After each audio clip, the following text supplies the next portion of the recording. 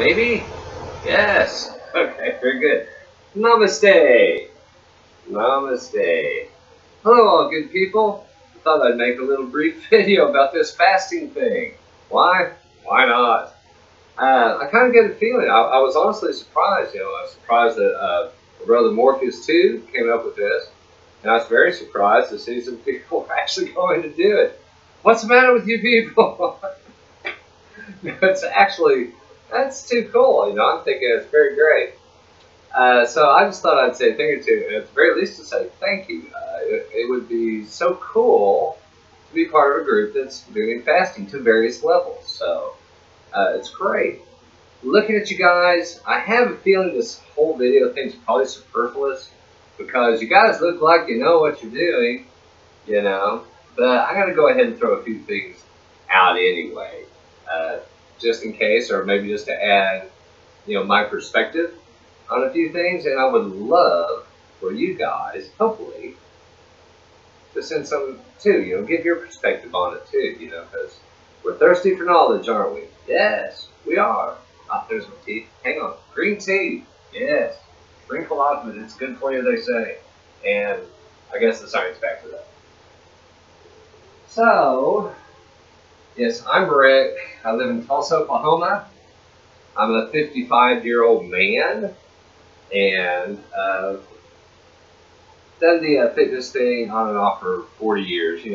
I had a musician phase and blah, blah, blah. And then you have the good marriage phase, blah, blah, blah. And the kids and the bad marriage phase. Real life. Real life. So there was always a threat of it, but sometimes more serious than others. I'm on a serious one now. I got time on my hands. So, that's me. I've got some little notes here because, fasting, it's interesting. I used to do it every year. Years ago, I had to take a break, but, I kind of got a metaphysical thing, very much a believer, like I think a lot of people are, in the concept of spirit, mind, body interface. No gap between them, that it's all one thing. And I'm out here in Indian country, so you got like the sweat lodge thing, you take an interest in things, you start looking at other religions, they suffuse the other religions.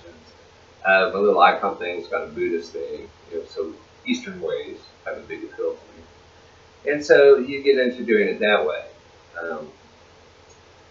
I hadn't done it for years, but a couple of weeks ago, about a month ago, I did my first one in years. And that was about a 2-day one then. About 2 weeks ago, I did a 3.5-day one.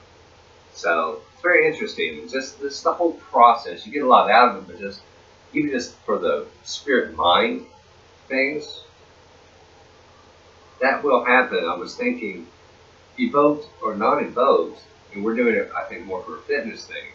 But evoked or not evoked, the spirit mind thing's going to come in too. It'll snare your being down to a point. Of course, you get a lot of physical benefits out of it. So perhaps at this point, I want to say, I was looking a lot 2 weeks ago into the science end of it. No new agey, fast, whatever, peace, love, and understanding. Which, by the way, peace, love, and understanding. It was just science, the hardcore science. Man, I was amazed at just how much there is to it. And anything that has to do with fat loss and stuff, which is highly effective for that, of course, it's just the tip of the iceberg. The true health benefits of it are just so much more profound. I think I stated it's like an iceberg, where the fat loss and fitness thing, just for looks or whatever, is like part of an iceberg above water.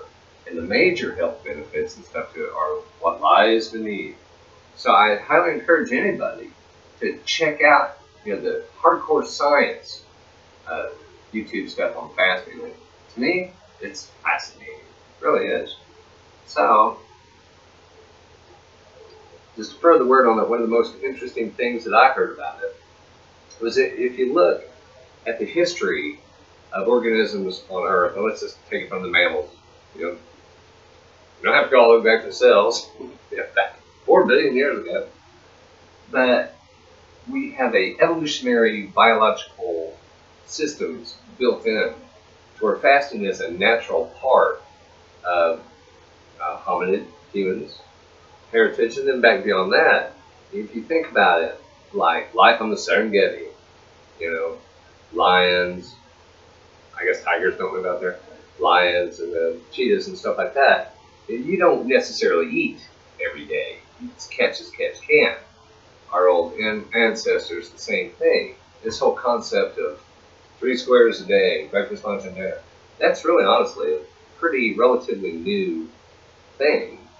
And you don't have to go very far back through the sands of time to get where you get up in the morning and go, well, I certainly hope to catch a buffalo today. That'd be nice. You know, or we can go scrounge for berries over there. That'd be great. But, you know, where are they? Or maybe they're over there, and maybe they're not. Maybe they didn't come in. You know what I'm saying? So our biological curve built systems in the machine that it's part of our heritage, and we made the most of what we had. So I'll talk about some of the positive effects of how that plays out for us very deep within our genetic structure, of how fasting is actually more common if you look over the full field of time and how beneficial it is. So why do it? I have here, I know for me this time around, rather than getting all metaphysical, of course, like I said, it's going to happen too to an extent. I built up a little extra holiday fat. I did it. Turkey, stuffing, pumpkin pie. Who can say no to them? They're like the kind of, maybe, you know, nice looking person down the street's going, come visit me. And you're like, I shouldn't, that's not good for me. But like, well, come see me. And you're like, well, okay, I will. So you do. And, you know, you get a little bit of something going there, you know. So, you want to get rid of it. This is a good way of doing it. I know for a lot of our beastly brothers out there, you know, they do the bulk up and cut later.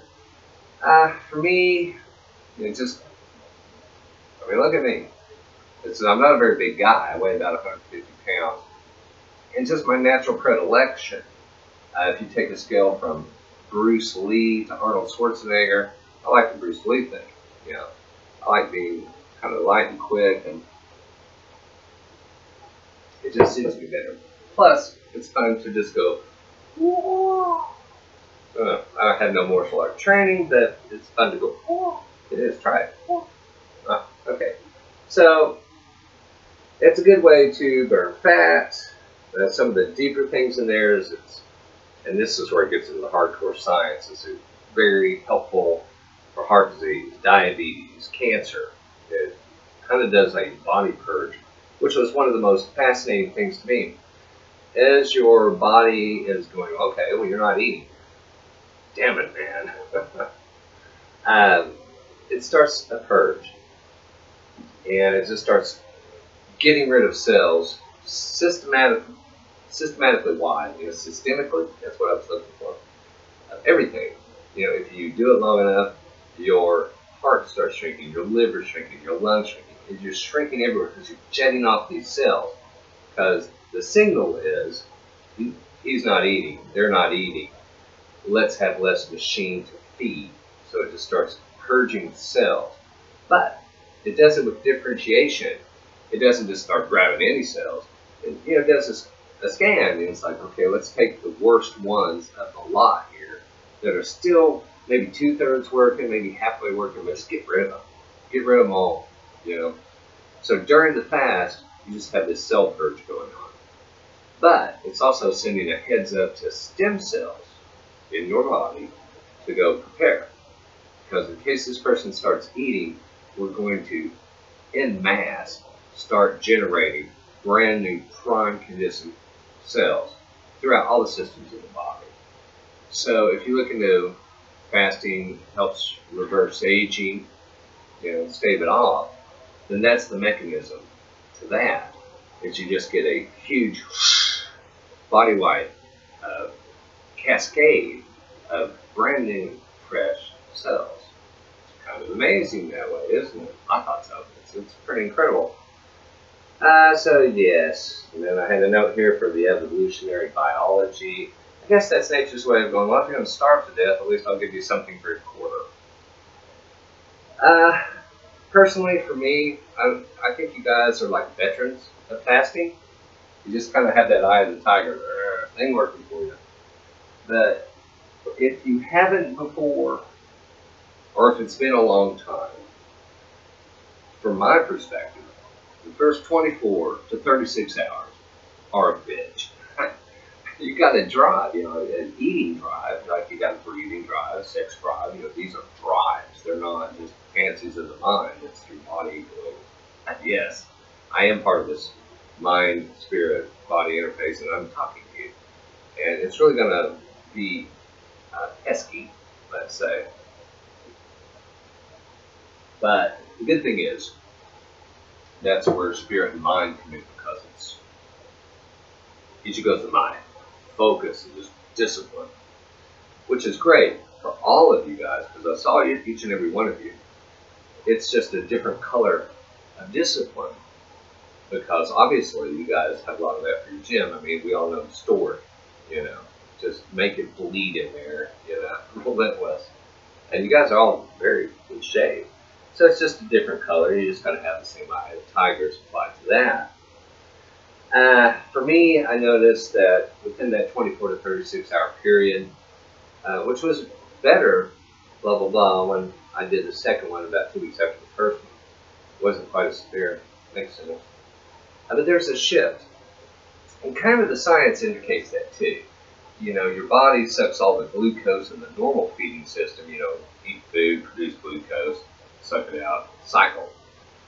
When that gets cut off, you're going through this living hell. Then it sends out a signal like, okay, let's start burning that fat. Which then it's just like, instead of eating a bolus of food and processing it, it's just a constant, stream. Kind of like, I used to work in a hospital. They could feed you through your veins. So it's kind of like that. It's just an interior, source of energy. And apparently, like I said, there's so much to learn on this. Fat is great. Muscles really like it. Your brain really likes it. It's a really good food. It's an amazingly good food. It almost makes me wonder, like, why we don't live off of fat to an extent. So anyway, there's a shift over, and after that 24 to 36 hour period of, I think I'm not going to want to do this. I hate it. It's kind of like being in a plane that goes through turbulence, and then you get out of that, and you kind of come out of it. It's a lot smoother. And for me too, I noticed all of a sudden you might even be a little bit charged up, and you might even be thinking with kind of a focus that's like, wow, it's interesting and pleasant. A drawback that some may be concerned about, or you may have read in your studies or just heard off the street or whatever. It's like, well, you don't want to fast because you'll get nowhere, because your body, and it's true, it will just kick down your metabolism. It will. It'll just kick it down because it's trying to conserve energy, because it looks like you're trying to die. So that's very true. And that can kind of sabotage weight loss and blah, blah, blah. Some of the spirit things probably okay. But that can be counteracted just by don't allow it to. For me, I do my fasting right in the middle of my hardest workouts. I do 6 workouts a week, and I do my fast right in the thick of it. And I don't pull back on my workouts. In fact, we all progress. I progress them as usual, and that forces my metabolism to stay up there, which forces fat loss and blah, blah, blah. Of course, when you're expending that kind of energy, you get into a situation when you're looking into that. Most of you are probably aware of catabolic versus anabolic metabolism, particularly pertaining to our muscles. Catabolic is where it's being torn down, yin yang. Anabolic is where it's being built up. Now, as your body is feeding off the fat, yes, it's shedding these cells, system-wide, yes. It's going to be going after your muscle tissue too. That's true. So, now you've elevated your metabolism, you're burning this, and we've worked hard for this musculature, so what to do? Well, if you look into the gray matter, then if you go ahead and take glutamine and BCAAs, and if you're working out particularly, go ahead and put some creatine in there, to make up for the energy, the ATP, the ADP, ATP thing, and that throws in some basic amino acids to kind of fight off the catabolic response to eating your muscles and keep it in the most anabolic state you can get. And there's some studies where even with fasting, I think that's more with the intermittent fasting, that you can actually gain more lean muscle mass. But that's a whole different thing. There's degrees of fasting different times. So that's what I do. I will go ahead and just play it by feel. I don't have to please anybody. I'm not going to be sent to my room for fasting incorrectly. The caloric intake on glutamine and BCAAs is next to nothing. It's really, really, really small. So I don't think it affects anything. But I don't want to lose muscle, so, I don't know, I may not eat or have anything at all for 12 hours. And I feel like I can feel it in my body. It's like, okay, I can almost feel like my muscle tissues are starting to, like, we're going to eat that too. So I'll take some glutamine and some BCAAs, Definitely before my workout, I'll take glutamine, BCAAs, some creatine, and do my workout, and then I'll definitely take some afterwards, and it seems like I've had pretty good results on that. I would say that this last 3.5 day one that I did, I was doing okay, but I had fasted all day Friday, all day Saturday, and then I'm really narrowing it down because the more you do it, the more you get into this Ichigo Zanmai, this laser-like focus, and you start really pushing the envelope. And I kind of skipped this glutamine BCAA thing for like a Sunday dose. And I just too far. I really did. I started feeling uncool, and I started getting kind of fogged up in the mind. I was really just trying to push it, but between the heavy workouts and just having an occasional glass of that which I just mentioned, I just took it too far. I came back and did take, some of that. Get tired of saying glutamine and BCAA. That's what I did, and within an hour I felt just fine. So you'll find out. As you go along the road, it becomes pretty evident. So anyway, I think that's about it. Yes, this was probably longer-winded than I really meant for it to be. I hope it wasn't too boring for anybody. It's probably redundant to the vast majority of you people. Green tea. Everything they say about it is true. I drink the holy bejesus out of that. Of course, I start with coffee in the morning. I do that every day. A lot of coffee and green tea. But it is really your friend when you're fasting. So go get it, man. Remember to look in. There's different levels. There's intermittent fasting, and there's intermittent fasting with a 30% reduced caloric intake, and kind of gradations of fasting. And then there's strict fasting. I would say that each one of those levels you get more benefits. On the whole, it seems like, why 3 days? Because it takes 3 or 4 days to get to the hardest hardcore level of some of the deep physiological effects and the triggers that go off in your body to cause the cell purge and the stem cells to kick in and to really get some of the real deep rootsy styly stuff that goes on in the body. Okay. Alright, this was way too long. Probably way overdid it. And believe me, anything I just said right there is the tip of the iceberg. Alright, shine on, guys.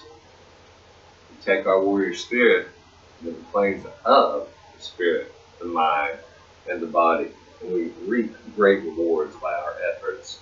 Aye, Ishne. Shine on, folks. Go get them. I can turn this off. It'd be so cool. Alright, peace. Goodbye.